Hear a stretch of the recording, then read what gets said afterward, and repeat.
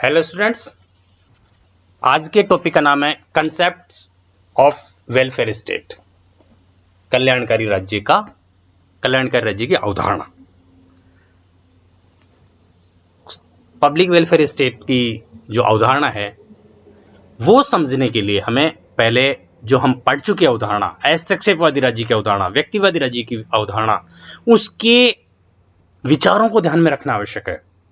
व्यक्तिवादी विचारधारा या अस्तित्ववादी राज्य की विचारधारा जब हमने पढ़ी तब आपको अच्छी तरह पता है कि उसकी मूल मान्यताएं क्या थी, उसकी विशेषताएं क्या थी।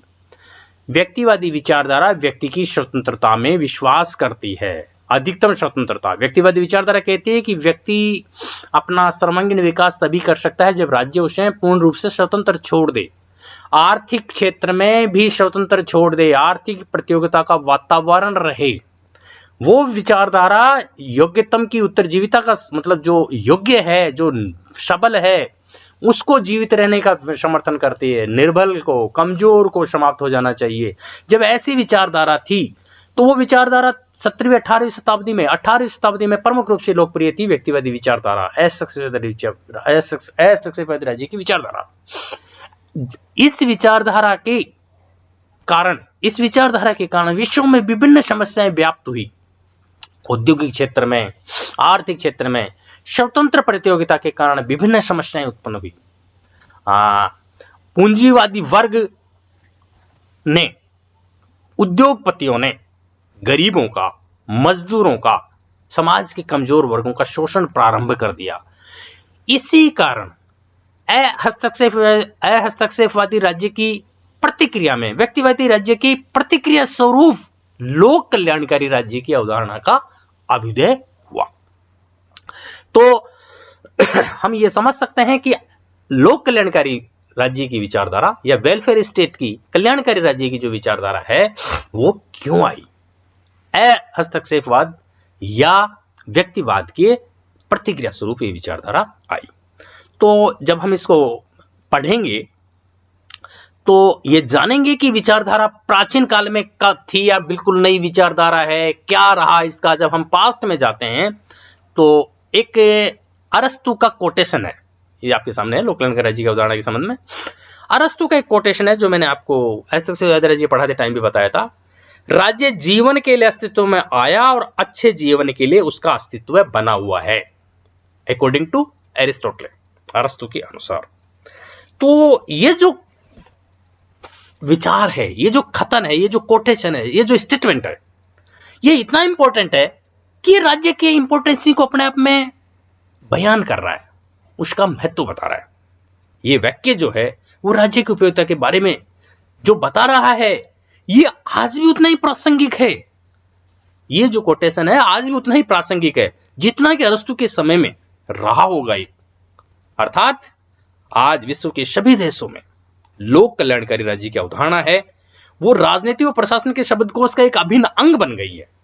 राजनीति और प्रशासन के क्षेत्र में ये जो विचारधारा है ये उसका अभिन्न अंग बन गई। आज सभी अस्तित्ववादी राज्य की विचारधारा, हमने लास्ट में पढ़ते टाइम पढ़ा था कि विश्व के किसी भी देश में अस्तित्ववादी राज्य की विचारधारा नहीं है। आज कहीं भी अस्तित्ववादी राज्य नहीं पाया जाता। तो ये प्राचीन काल से ही इस लोक कल्याणकारी राज्य की विचारधारा जो थी उसका इंपॉर्टेंस थी। अब नेक्स्ट एस्पेक्ट जो आप जानोगे वो है concept of welfare state, historical perspective. ऐतिहासिक परिप्रेक्ष्य में हम वेलफेयर स्टेट को समझने की कोशिश करेंगे। आज तो विश्व के करीब सभी देशों में लोक कल्याणकारी राज्य की अवधारणा प्रचलित है। विश्व के सभी देशों में राज्य को व्यक्ति के कल्याण का साधन माना जाता है। अर्थात व्यक्ति के जीवन के कल्याण के लिए, सभी व्यक्तियों के जीवन के कल्याण के लिए राज्य को प्रयास करना चाहिए, राज्य को कार्य करना चाहिए। ये विचारधारा विश्व के सभी देशों में प्रचलित है। अब जब आज विश्व के सभी देशों में प्रचलित है तो हम जब इतिहास में जाएंगे कि ऐतिहासिक परिप्रेक्ष्य में क्या कहीं ऐसे कोई उदाहरण रहे हैं जो वेलफेयर स्टेट के कहे जा सकते हैं। तो जब हम वहां जाएंगे तो ये मानेंगे, ये समझेंगे कि लोक कल्याणकारी राज्य की अवधारणा एक प्रगतिशील विचार है जिसका धीरे धीरे विकास हुआ है और आज ये सिद्धांत है राज्य के कार्य क्षेत्र का एक आधुनिक सिद्धांत है। साधारणतया लोक कल्याणकारी राज्य का अभिप्राय मतलब नॉर्मली लोक कल्याणकारी राज्य कैसे कहते किसको है? सिंपल भाषा में लोक कल्याणकारी राज्य का अभिप्राय एक ऐसे राज्य से है जिसके अंतर्गत शासन की शक्तियों का प्रयोग किसी एक वर्ग विशेष के कल्याण के लिए नहीं बल्कि जन साधारण के कल्याण के लिए किया जाता है। सिंपल भाषा में आपको समझना है कि लोक कल्याणकारी राज्य का अभिप्राय एक ऐसे राज्य से है, पब्लिक वेलफेयर स्टेट का अभिप्राय एक ऐसे राज्य से है जिसके अंतर्गत शासन की शक्तियों का प्रयोग किसी एक वर्ग विशेष के कल्याण के लिए नहीं बल्कि जनसाधारण के कल्याण के लिए किया जाता है। दूसरे शब्दों में राज्य जनसाधारण के कल्याण के लिए जो विभिन्न कार्य करता है वो किसी एक वर्ग विशेष के लिए नहीं करेगा, सभी व्यक्तियों के कल्याण के लिए करेगा और सभी प्रकार के कार्य करेगा। नकारात्मक कार्य जो ऐसे राज्य ने कहा कि राज्यों के सिर्फ नकारात्मक कार्य करना चाहिए, सकारात्मक कार्य नहीं करना चाहिए। लोक कल्याणकारी राज्य नकारात्मक का मतलब शांति व्यवस्था बनाए रखना है, सुरक्षा संबंधी कार्य तो करेगा ही करेगा। इसके अलावा जो भी लोक कल्याणकारी कार्य है जनता के कल्याण के लिए विभिन्न प्रकार के सामाजिक क्षेत्र में, आर्थिक क्षेत्र में, सांस्कृतिक क्षेत्र में, सभी क्षेत्र में, राजनीतिक क्षेत्र में ले लीजिए आप, उसके व्यक्तित्व के विकास के लिए, उसको जीवन यापन के लिए, उसका अपना संपूर्ण विकास करने के लिए, अच्छा जीवन यापन जीने के लिए जो भी आवश्यकताएं होगी, जो भी कल्याणकारी योजनाएं बनाने की जरूरत होगी, उन सभी का व्यवस्था करना राज्य का दायित्व है, लोक कल्याणकारी राज्य मानता है। अगर हम भारत में प्राचीन काल में जाएं तो भारत में प्राचीन काल में राम राज्य की जो धारणा प्रचलित थी उसमें भी यही भाव नहीं था कि प्रत्येक व्यक्ति को व्यक्तित्व के विकास की सभी आवश्यक परिस्थितियां उपलब्ध करवाना राज्य का ही दायित्व है। ये राम राज्य की जो अवधारणा थी प्राचीन काल में, उस राम राज्य का क्या था कि सभी व्यक्तियों का कल्याण होना चाहिए, राजा सभी व्यक्तियों के कल्याण का कार्य करे, उनका ध्यान रखे। धर्म का पालन का मतलब था कि सभी व्यक्तियों का, हमें हमारे दूसरे जो वर्ग है या दूसरे व्यक्ति उनके प्रति जो हमारा धर्म है, हम उस धर्म का पालन करें। ऐसे राज्य को राम राज्य का उदाहरण दिया गया है प्राचीन काल में। और ऐसा राज्य, राम राज्य की धारणा का मतलब लोक कल्याणकारी राज्य। महात्मा गांधी ने भी राम राज्य की धारणा का समर्थन किया, अर्थात उन्होंने कल्याणकारी राज्य के धारणा का समर्थन किया था। इस प्रकार प्राचीन काल में भारत के संदर्भ में हम अगर देखें तो राम राज्य की जो धारणा है वो इस लोक कल्याणकारी राज्य की धारणा में से मिलती जुलती धारणा है। अब ऐतिहासिक संदर्भ में अगर हम जाएं तो महाभारत का जब हम अध्ययन करते हैं तो उसमें बहुत से ऐसे उदाहरण हैं जो ये साबित करते हैं कि वो लोक कल्याणकारी राज्य का समर्थन करते थे। वेद व्यास जी का जो स्टेटमेंट है कि राजा अपनी प्रजा को पुत्रवत समझे, अपने पुत्र के समान समझे और वैसा ही व्यवहार करे राजा अपनी प्रजा के साथ। तो जो प्रजा के साथ जब वो ऐसा व्यवहार करे, इसका मतलब भी यही है कि राजा अपनी प्रजा के साथ राजा अपनी प्रजा के लिए कल्याणकारी कार्य करे। महाभारत के अलावा ये प्राचीन काल में, और अगर हम प्राचीन ग्रंथ देखें तो जैसे वेद, पुराण या कौटिल्यकार शास्त्र, इन सभी में राज्य द्वारा उसके निवासियों के कल्याण की अंतर्निहित भावना देखी जा सकती है। महाभारत में, पुराणों में, वेद में, कौटिल्यकार शास्त्र, इसमें वेद व्यास के मेरे बारे में आपने कहा कि महाभारत में उन्होंने कहा कि जो सम्राट अपने प्रजा को पुत्रवत समझकर उसके बहुमुखी विकास का प्रयत्न नहीं करता वह नरक का भागी होता है। वेद व्यास का स्टेटमेंट है, जो सम्राट अपनी प्रजा को, सम्राट मीन्स राजा, अपनी प्रजा को पुत्रवत समझकर उसके बहुमुखी विकास का प्रयत्न नहीं करता वह नरक का भागी होता है। ठीक है, तो ये जो कौटिल्यकार शास्त्र जब आप पढ़ते हो, सम्राट अशोक के जो कार्य हैं जन कल्याणकारी, जनता के कल्याण के लिए जो उन्होंने विभिन्न कार्य किए, वो लोक कल्याणकारी राज्य के उदाहरण कहे जा सकते हैं। ऐसे ही सम्राट अकबर महान, मुगल पीरियड में जो अकबर थे, उन्होंने जन कल्याण से संबंधित विभिन्न कार्य किए। जो उनकी विचारधारा थी वो जन कल्याण से प्रेरित है, उस विचारधारा को हम जन कल्याण से संबंधित कह सकते हैं। अशोक रहे, अकबर रहे कि उन्होंने जन कल्याण की, उनके मन में जन कल्याण करने की भावना थी। तो ये ऐतिहासिक उदाहरण है जो ये सिद्ध करते हैं कि प्राचीन काल में भी जन कल्याण की भावना प्रचलित रही है, धारणा प्रचलित रही है। अगर हम इंडिया के अलावा दूसरे पार्ट में जाए तो यूनान के जो नगर राज्य हैं, लगभग इसी प्रकार की धारणा यूनान के नगर राज्यों में भी प्रचलित थी। प्रसिद्ध चिंतक उस टाइम के जो प्लेटो और अरस्तु थे, उन्होंने भी राज्य को एक नैतिक संगठन माना है। प्लेटो और अरस्तु ने राज्य को नैतिक संगठन माना है जिसका उद्देश्य किसी एक वर्ग विशेष के हित में नहीं बल्कि समस्त नागरिकों के हित में कार्य करना होता है। राज्य का जो उद्देश्य है वो किसी एक वर्ग विशेष के हित में नहीं, बल्कि समस्त नागरिकों के हित में उसको कार्य करना है। मध्य युग में अगर हम आए तो थॉमस ग्रीन तथा बेंथम ने भी राज्य के इसी लोकलकरणीय स्वरूप को अपनी रचनाओं में अभिव्यक्ति दी है। मध्य युग के जो थॉमस और ग्रीन थे, उन्होंने भी अपने रचनाओं में लोकलकरण राज्य की जो विचारधारा थी, इन्हीं की अभिव्यक्ति दी है।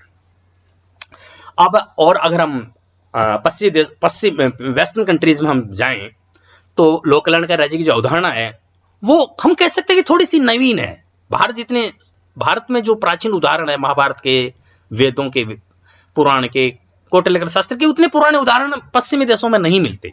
लेकिन पश्चिमी देशों में क्या हुआ कि 18th सेंचुरी में जो इंडस्ट्रियल रिवॉल्यूशन हुई, औद्योगिक क्रांति, उसके परिणाम स्वरूप यूरोप के विभिन्न देशों में सामाजिक आर्थिक क्षेत्र में परिवर्तन हुए। उद्योग धंधों में खूब वृद्धि हुई। औद्योगिक क्रांति के कारण बहुत से उद्योग धंधे हुए, तो उद्योग धंधों में वृद्धि के कारण श्रमिकों की संख्या में भी अनवरत वृद्धि हुई। श्रमिकों की संख्या बहुत बढ़ गई। श्रमिक बढ़ने का परिणाम क्या हुआ कि नई समस्याएं उत्पन्न हुई।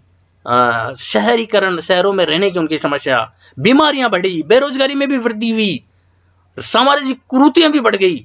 इन सभी कारणों से सामाजिक न्याय से संबंधित कानून के निर्माण की प्रवृत्ति के द्वारा ही पश्चिमी देशों में भी लोकलकरण राज्य की धारणा का विकास हुआ। जैसे यूरोपीय देशों में अगर हम व्यवस्थित कल्याणकारी राज्य की स्थापना का प्रयास देखते हैं, यूरोपियन कंट्रीज में सिस्टमेटिक ढंग से अगर कल्याणकारी राज्य की अवधारणा का स्थापना का प्रयास हम देखेंगे तो वो देखेंगे हम बिस्मार्क के प्रयासों में। बिस्मार्क ने सन 1880 में उन्होंने प्रयास किया लोकलकरण राज्य की धारणा से संबंधित। उसके जैसे उन्होंने इस दौरान जर्मनी में सामाजिक सुरक्षा के लिए सन 1883 में सार्वजनिक स्वास्थ्य बीमा योजना शुरू की। 1883 सन देखिए आप, सार्वजनिक स्वास्थ्य बीमा योजना।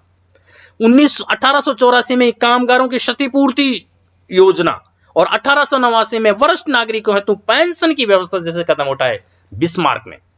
तो ये विभिन्न उदाहरण, विश्व के विभिन्न देशों के विभिन्न उदाहरण ये साबित करते हैं, ये इंगित करते हैं कि विश्व में काफी टाइम से लोकलकरण राज्य की धारणा है वो राज्यों में प्रचलित रही है, शासकों में प्रचलित रही है।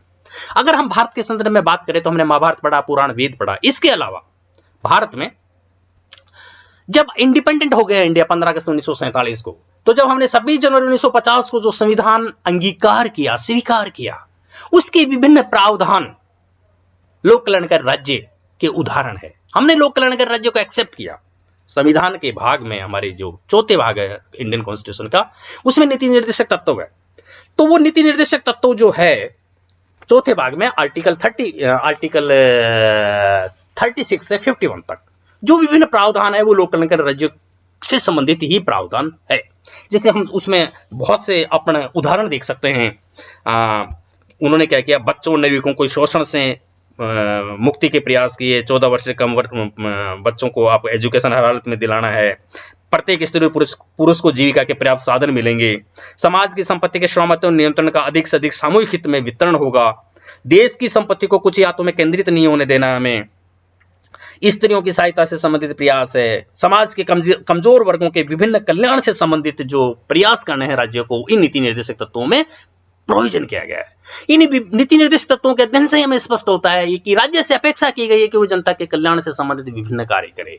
ये विभिन्न ऐतिहासिक उदाहरण ये सिद्ध करते हैं कि भारत में भी काफी टाइम से लोकलकरण राज्य की धारणा प्रचलित रही और वर्तमान संविधान तो है ही लोकलकरण राज्य को प्राप्त करने का एक महत्वपूर्ण साधन। इसके प्रावधानों के द्वारा राज्य की जो राज्यों इसके प्रावधानों के द्वारा राज्यों द्वारा जो व्यवस्था की जाएगी वो लोकलकरण राज्य के संदर्भ में ही है।